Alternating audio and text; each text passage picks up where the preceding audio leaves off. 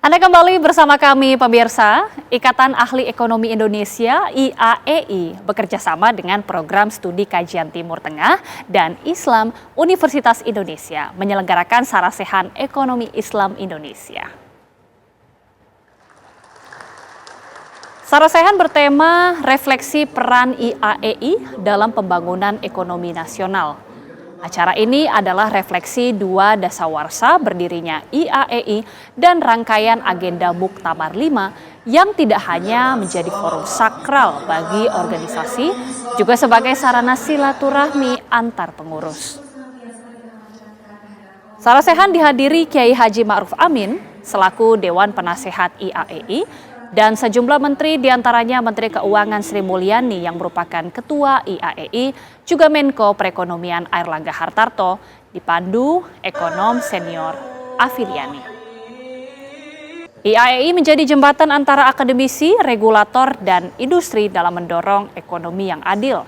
Di tengah tantangan global, ekonomi Islam tetap mempunyai peluang besar untuk tumbuh sebagai pilar ekonomi nasional yang berkelanjutan.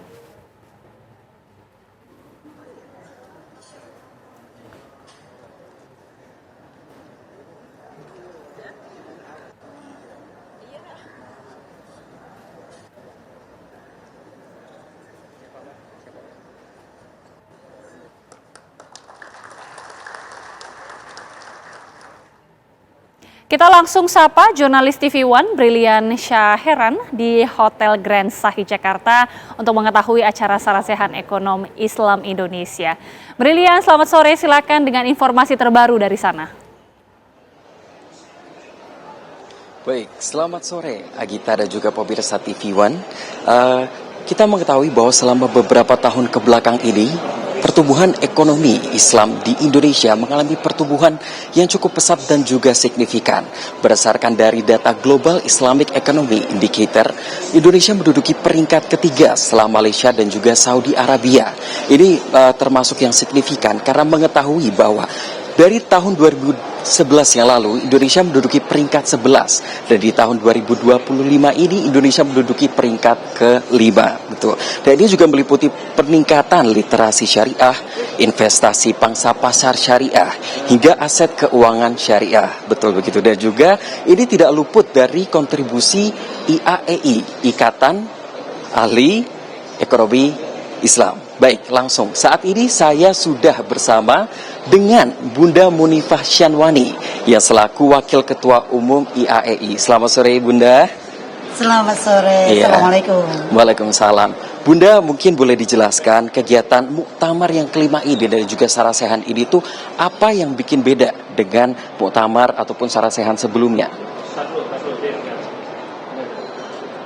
Yang bikin beda adalah yang pertama, kita telah melewati COVID-19 yang ini cukup melelahkan. Yang kedua, bahwa muktamar hari ini, muktamar kelima IAEI ini bertepatan dengan dua dasawarsa 20 tahun atau 21 tahun berdirinya Ikatan Ahli Ekonomi Islam Indonesia. Ikatan Ahli Ekonomi Islam Indonesia ini berdiri 20 tahun, maka sekarang dua dasawarsa tentunya sudah banyak hal yang ditorehkan oleh IAEI untuk bangsa dan negara. Maka ini menjadi beda, dan hari ini kita dengan adanya dua dasawarsa itu, maka kita kami menghadirkan para pengambil kebijakan, regulator, mulai dari Wapres, Kiai Ma'ruf Amin, kemudian Menko Ekonomi, Bapak Airlangga Hartarto, Ibu Sri Mulyani Indrawati yang tentunya Menteri Keuangan dan Ketua Umum IAEI, Bapak Ferry Warjio, beliau adalah Gubernur Bank Indonesia, Bapak Mahendra, beliau adalah Ketua OJK, dan juga ada Bapak Mustafa Edwin Nasution sebagai foundernya IAEI, dan banyak lagi para tokoh-tokoh yang memang beliau adalah sangat berperan besar dalam berdirinya IAEI dan dalam pengembangan ekonomi keuangan Islam di negeri ini. Kurang lebih seperti itu. Betul. Bunda, ini kan bekerja sama dengan salah satu program studi dari Universitas Indonesia. Ini mengapa, Bu, demikian? Ya, kenapa kita kok mengajak dan bekerja sama dengan Universitas Indonesia? Program studi Timur Tengah atau PSTTI-UI ketika itu dipimpin oleh Bapak Mustafa Edwin Nasution. Beliau adalah ketua program studi yang menggagas dan mendirikan Ikatan Ahli Ekonomi Islam Indonesia 20 tahun dan 21 tahun yang lalu di FK ataupun di Aula FK UI Salemba. Sehingga hari ini pada peringatan 2 Dasawarsa rasanya tidak berlebihan jika kita merefleksi kembali, mengingat kembali bahwa 20 tahun yang lalu telah berdiri IAEI di program studi Kajian Timur Tengah dan Islam Universitas Indonesia Salemba.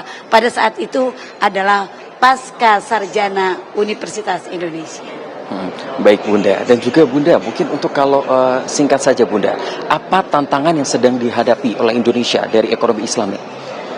Begitu Singkat banyak saja, tantangan yang dihadapi oleh ekonomi Islam di Indonesia, terutama adalah pemahaman dan edukasi. Pemahaman, edukasi, dan behavior, kebiasaan. Ini yang terus harus digalakan kepada masyarakat Indonesia dan meyakinkan bahwa itu adalah merupakan sebagai satu ajaran yang harus kita jalankan bersama-sama. Baik, Bunda Munifah, terima kasih banyak untuk waktunya. Baik, Agita kembali ke studio. Baik, terima kasih Brilian sudah mengabarkan langsung dari Grand Sahid, Jakarta.